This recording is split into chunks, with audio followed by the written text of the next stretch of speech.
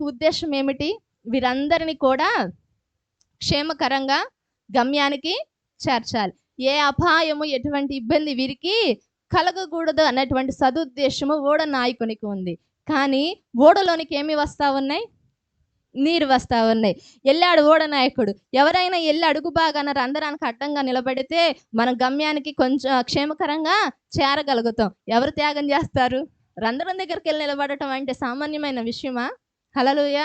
ఎవరికి వాళ్ళు మేము మా వల్ల కాదు, మా వల్ల కాదని చెప్పి వెళ్ళిపోతా ఉన్నారు. చేసే దిక్కేమి లేదు. ఒక చిన్న బాబు వచ్చాడు, నేను వెళ్ళి అక్కడ ఉంటాను అన్నాడు.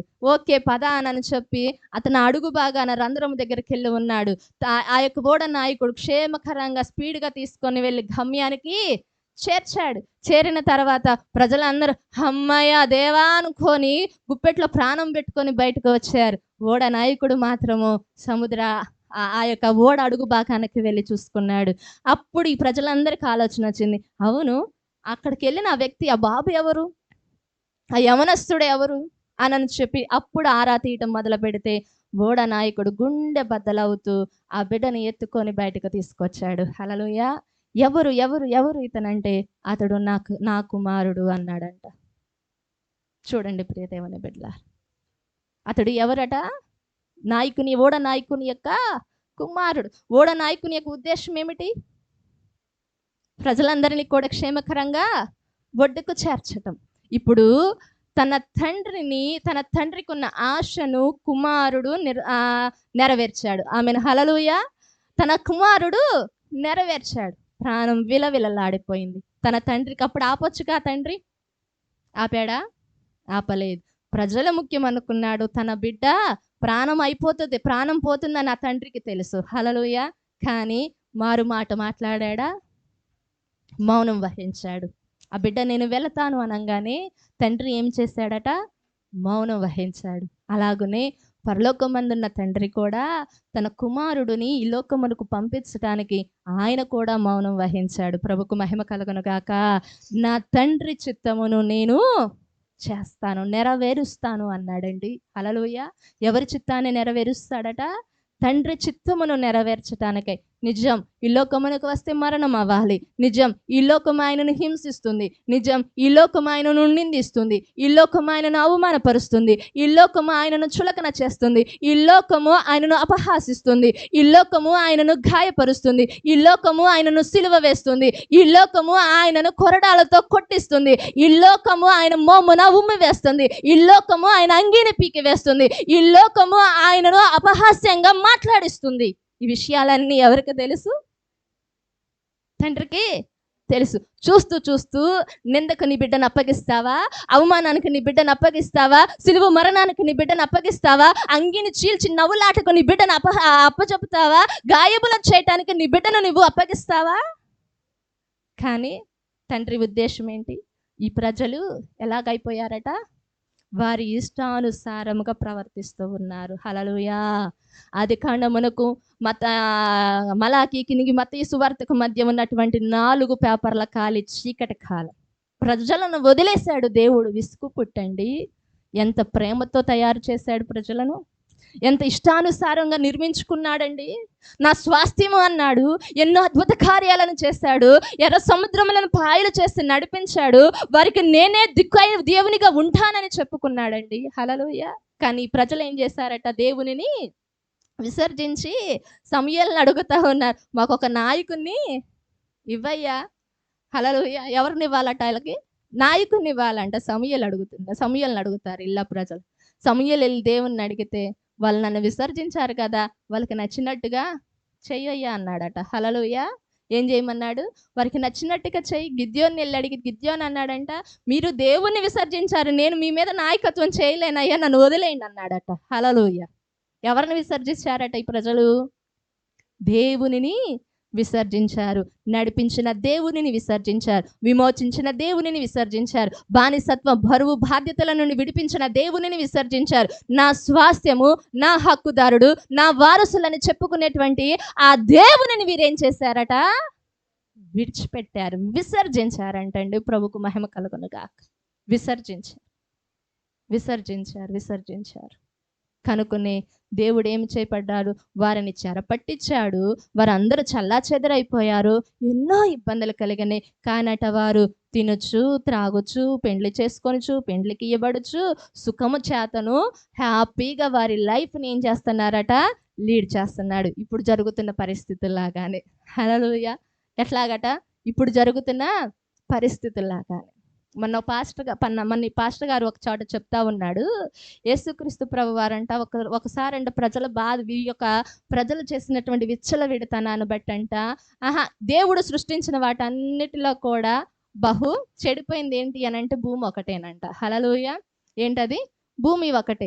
అందుకనంటే ఈ భూమిని శుద్ధి చేయటానికంట ఒకసారి భూమి మీదకి ఏం పంపించాడు దేవుడు?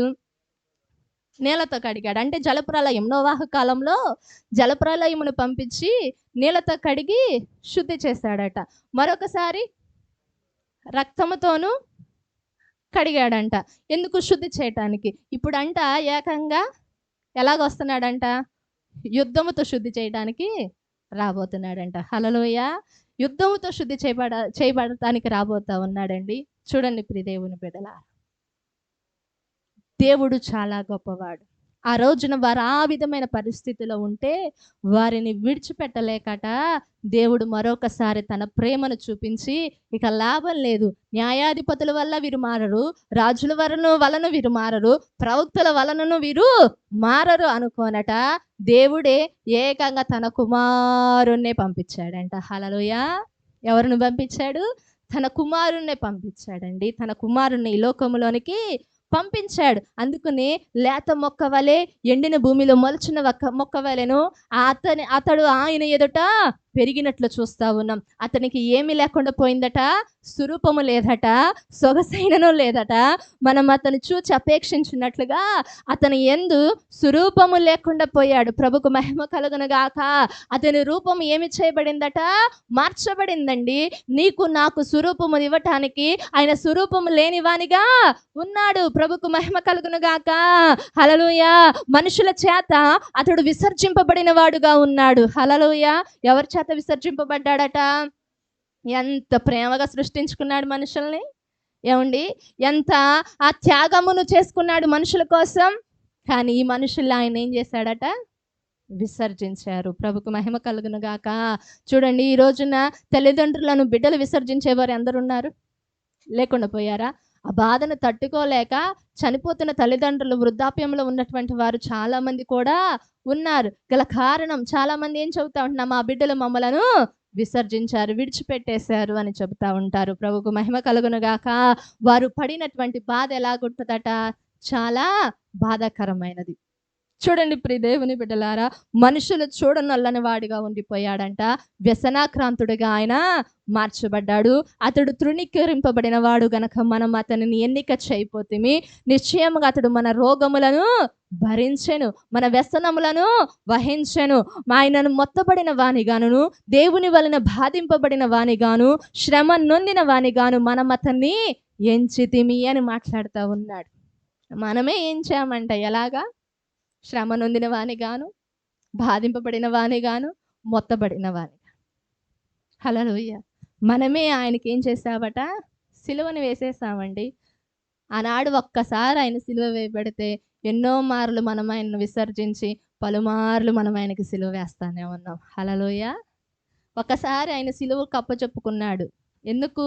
ప్రజలు విసర్జించటాన్ని బట్టి, ప్రజలు విమోచించటానికి, వారిని విడిపించటానికి తనకు తానే సిలువ మరణము నొందితే, ఈ రోజున మనమంట పలుమార్లు అంట ఆయనను మొత్తుతున్నామంట, ఆయనను బాధిస్తున్నామంట, ఆయనను గాయపరుస్తున్నామంట, పలుమార్లు ఆయనకి ఏం వేస్తున్నామంట, మనము సిలువ వేస్తా ఉన్నాం. ప్రభుకు మహిమ కలుగును గాక. చూడండి, 20 దొంగలు ఉన్నారు కదా సిలువలో. 20 దొంగలు. ఒకడేమంటున్నాడు, నీతో పాటు నన్ను కూడా జ్ఞాపకం చేసుకో అయ్యా అన్నాడు. ఇంకొకడు ఏమన్నాడు, నువ్వు దేవుడివే కదా, నువ్వు విడిపించుకొని మమ్మలను కూడా విడిపించవచ్చు కదా అంటాడు. ఆనాడు యూదుల్లోనంట వీరికంటే శిక్ష, ఆ సిలువ మరణపు శిక్షను అనుభవించటానికంట వీరిని పొడుస్తారు కానీ, వీరిని గాయపరుస్తారు కానీ, వీరికి మేకలు గుచ్చుతారు కానీ నరాలు తెగిపోకుండా గుచ్చుతారంట. హల్లెలూయా.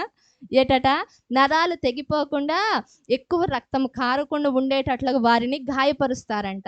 ఎందుకంటే వెంటనే నరాలు తెగిపోతే 1 అవర్ అలా ఉండిపోయి వాళ్ళు 1/2 అవర్‌లోనే చనిపోతారు. అట్లా చనిపోకూడదంట. ఆ బాధను వీరంతా కూడా అనుభవించాలంట. శిక్ష పడినటువంటి వ్యక్తి ఆ బాధను అనుభవించాలి. ఎక్కువసేపు బ్రతికి ఉండాలని చెప్పట వారినంట నరాలు లేకుండా పొడుస్తారంట. మేకులు కూడా అలాగనే కొడతారంట. నరములు లేనటువంటి చోట చూసి మేకులు కొడతారంట.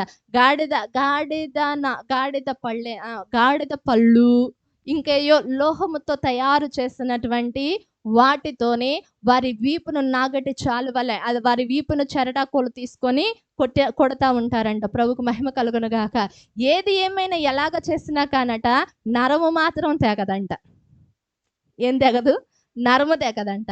ఎందుకు అనంటే వారు ఎక్కువసేపు ఆ శిక్ష యొక్క బాధను అనుభవించాలని. ప్రభుకు మహిమ కలుగును గాక. ఆ శిక్ష యొక్క బాధను అనుభవించాలండి.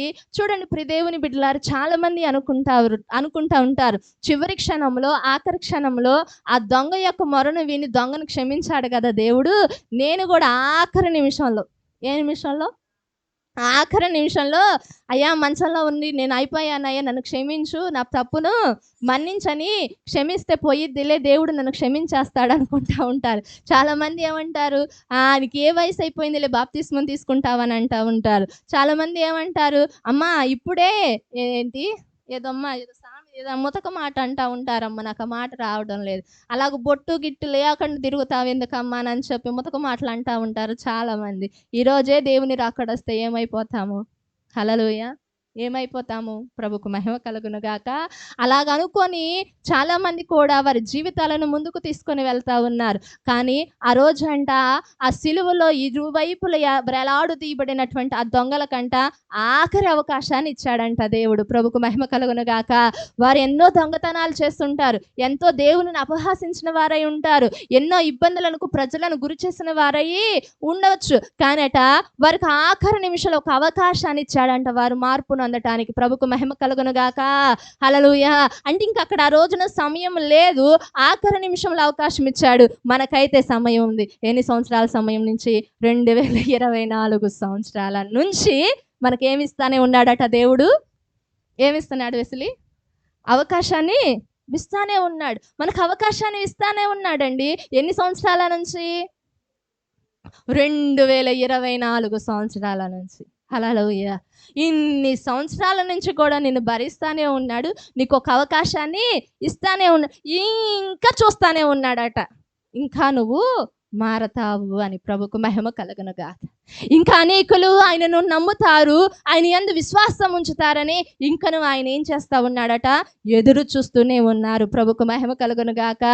ఇంకా ఆఖరి క్షణం అన్నామనుకో బుద్ధి లేని కన్యకల్లాగా ఏం చేయబడతాము? విడవబడతాం. ప్రభుకు మహిమ కలుగును గాక. చూడండి ప్రియదేవుని బిడ్డలారా, ఆ దొంగలకు దేవుడు ఆఖరి అవకాశాన్ని ఇచ్చినప్పుడట ఒక దొంగ వినియోగించుకున్నాడా లేదా? మాట్లాడుతున్నాడు, పశ్చాత్తాపడుతున్నాడు. నన్ను నువ్వు జ్ఞాపకం చేసుకున్నప్పుడు దేవుడు ఏమంటున్నాడు? తనలో ఉన్న పశ్చాత్తాపమును ఎరిగి నేడు నీవు నాతో కూడా పరదేశులో ఉంటావు అని చెప్పాడు. మరొక దొంగ ఏం చేస్తున్నాడు? మరొక దొంగ, అబ్బా ఆయనని ఇప్పటి వరకు హింసించారు, కొట్టిన వారు ఉన్నారు, బాధించిన వారు ఉన్నారు, నలగొట్టిన వారు ఉన్నారు, ఆయనకు మేకులు వేసినటువంటి వారు ఉన్నారు, వాళ్ళనే ఏమి చేయలేనోడు. హల్లెలూయా. ఏటట? వాళ్ళనే ఏం చేయలేదు అంటే వారిని క్షమించి వదిలేశాడు. ఒకవేళ ఇప్పుడు నేను అనినా కానీ నన్ను నరక కూపం నుండి తప్పించి నన్ను క్షమిస్తాడులే అనుకున్నాడంట. హల్లెలూయా. ఏమనుకున్నాడట? నన్ను క్షమిస్తాడులే అనుకున్నాడటండి. అనుకోనంట ఆయనను దూషణ చేస్తా ఉన్నాడు. నువ్వు దేవుడివే కదా, నిన్ను నీవు విడిపించుకొని నన్ను కూడా విడిపించవచ్చు కదా. మరొక దొంగ అంటున్నాడు, రే నోరు ముయ్యిరా, ఇది మనకు తగినది, ఆయన ఏ పాపం చేస్తాడని ఆయనకి ఈ పని అవసరమై ఉన్నది? హల్లెలూయా. ఈ సిలువ మరణం నందటానికి ఆయనకి ఏం అవసరమై ఉన్నదని ప్రశ్నిస్తా ఉన్నాడు. ప్రియదేవుని బిడ్డలారా, పశ్చాత్తాపంకి మించినటువంటి పశ్చాత్తాపమునకు మించింది మరొకటి ఏది కూడా లేదు. ప్రభుకు స్తోత్రం.